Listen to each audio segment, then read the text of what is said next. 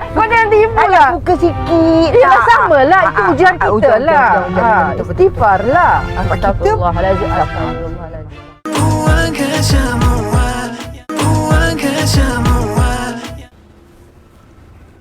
Assalamualaikum warahmatullahi. Waalaikumsalam. Mak awak suruh tolong hantarkan. Itulah. Pandai mak saya ni. Minta tolong awak pula hantar-hantar barang. Okeylah, saya balik dulu. Assalamualaikum. Salam. Siapa tu?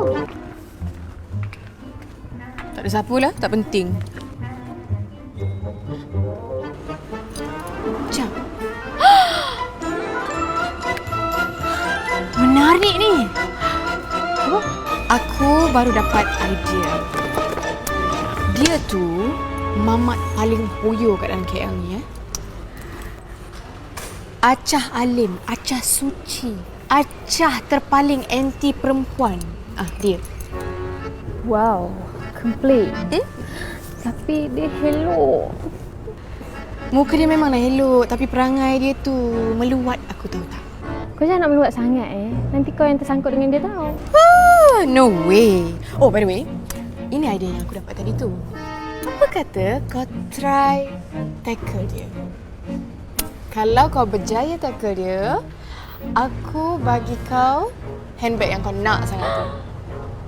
Oh, dekat kedai juan tu?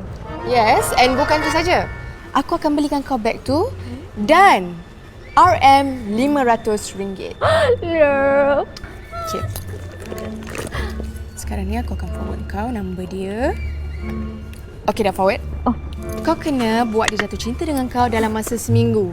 Faham? Seminggu? Aku tadi nak tulis, aku malu depan Habib. Nanti dia kata aku benar pula.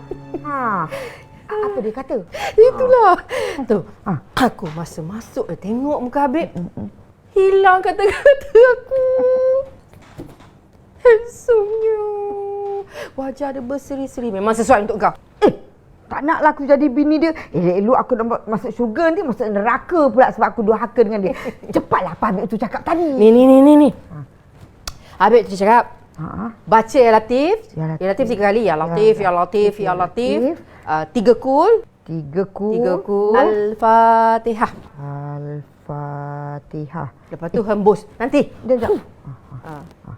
Tapi yang mana satu? Yang mana satu nak mulakan yang mana? Kau tak ingat ke? Aku tak ingat lah. Semua aku nak kena ingat. Yang mana cepatlah. Tak. Tak kisah susunan tu. Yang penting baca yang penting niat kita tu. Niat kita. Lepas tu kau tuang, baca tu dengan niat kita dan kita tiup. Yang penting niat kita. Dia ada cakap apa bahasa lain ni? Maknanya kalau dah air dah habis kita boleh tambah tak? Dia ada cakap tu kalau nak